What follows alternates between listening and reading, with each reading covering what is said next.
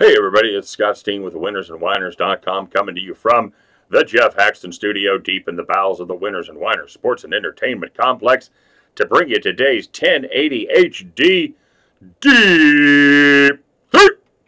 As always, don't forget to like, don't forget to subscribe. Hell, give us a thumbs up just because it doesn't look like a Betamax video anymore. That ought to work. And let us know what you're playing today. Let us know if you're tailing. Let us know if you're fading. Maybe you got some combination of the two. Maybe you like some, you don't like some of the others. So let us know what you're doing.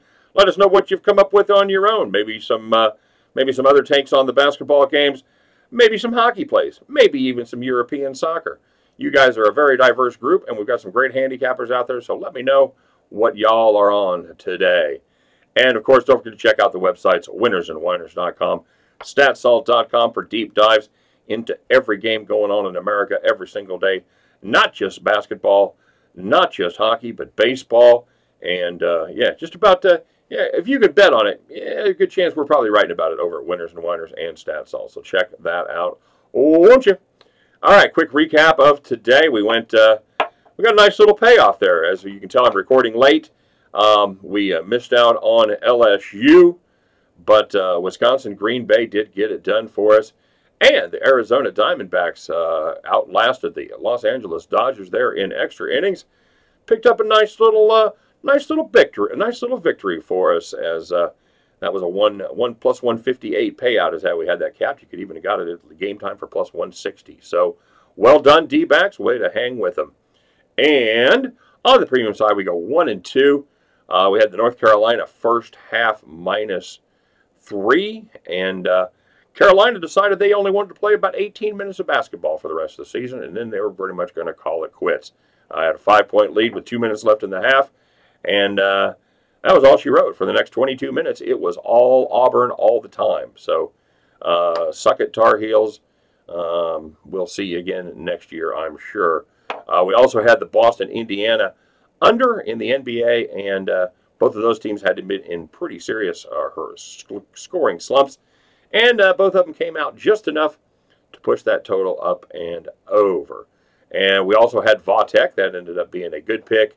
So we go 1-2 on the premium side, 2-1 with a little extra half unit win on the Deep-3. So let's move on, shall we? Taking a first look in the NBA as the Cavs travel to LA to take on the Los Angeles Clippers. Taking a look at the total there of 229.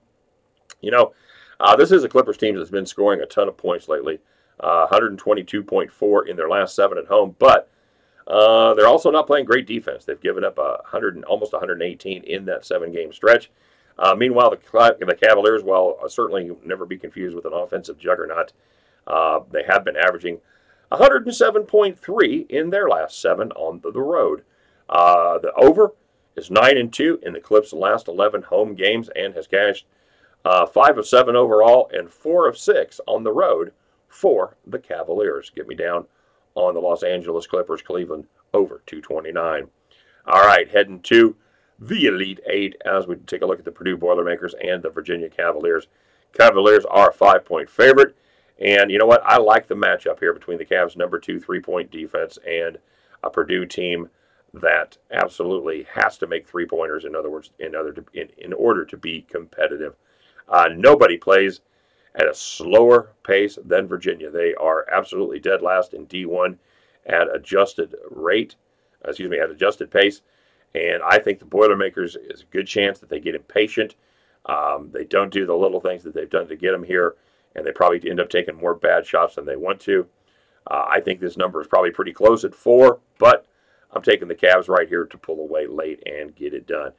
And the other game we're taking a look at is the Texas Tech University Red Raiders against the Gonzaga Bulldogs.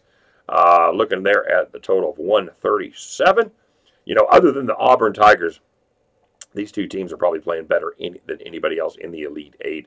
I'm going to pass on the spread because I think it's a pretty sharp number at 4, but I do have a play. I like the under right there. Zags have faced 2 teams so far this year that rank in the top 25 in points allowed, St. Mary's and Loyola Marymount. How have they done in those 2? Well, in those 5 games, Instead of their average of 88 points like they have been there for the season, they put up just 71 points per game against those two. I dare say that the Texas Tech Red Raiders are a step up in quality even from those two defensive squads. On the other hand, Tech, they've given up 149 points in 3 games so far in the tournament.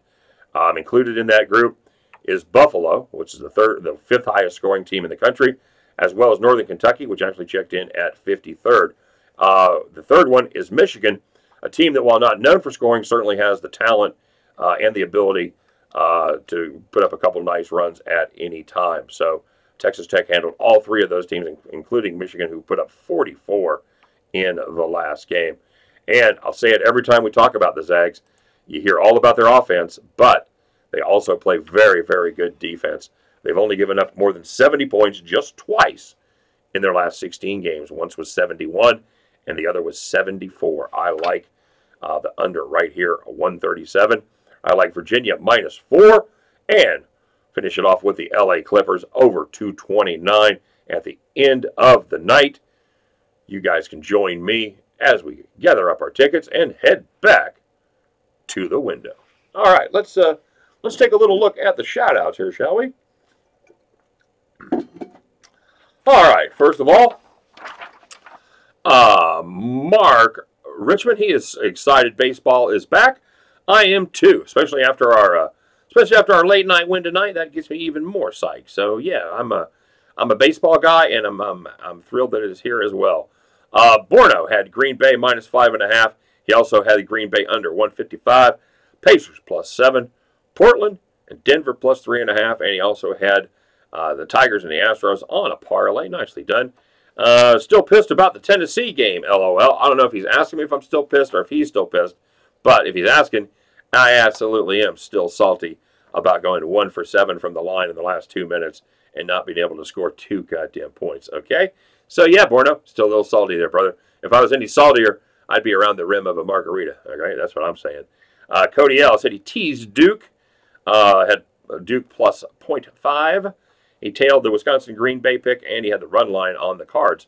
They did a nice job there as newly acquired first baseman Paul Goldschmidt hit not 1, not 2, but 3 dingers for the hated cross-state rivals of the Kansas City Royals, the St. Louis Cardinals. Dustin F. had Virginia Tech +7.5. Miguel, he had the Phoenix -5.5. LSU under 149.5. He said no jokes today. He's just taking winners to the window. There you go, buddy. You got to take 2 winners down there. Nicely done. C-Dub had Sparta at Rotterdam.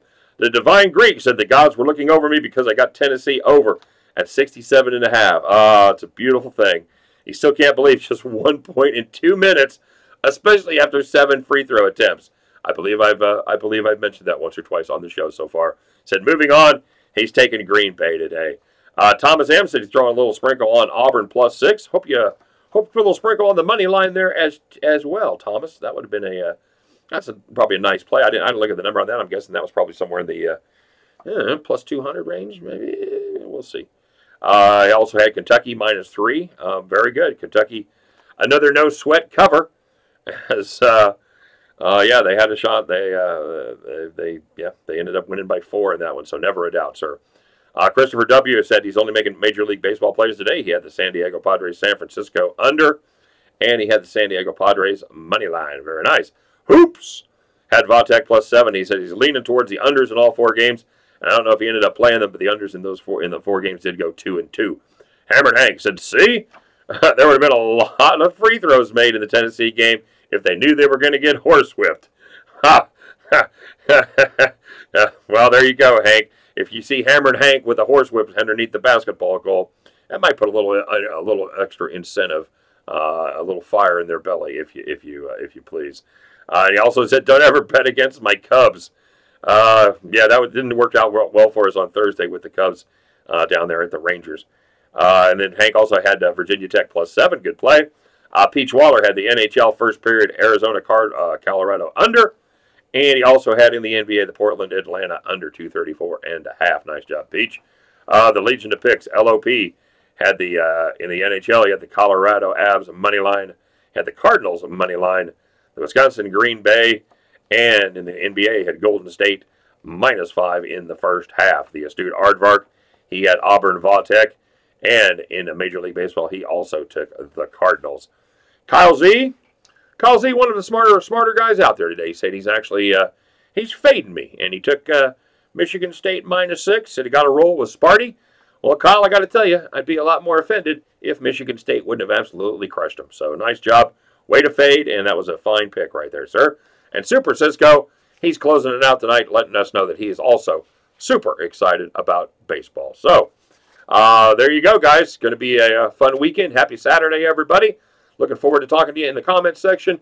Good luck, and we will see you tomorrow.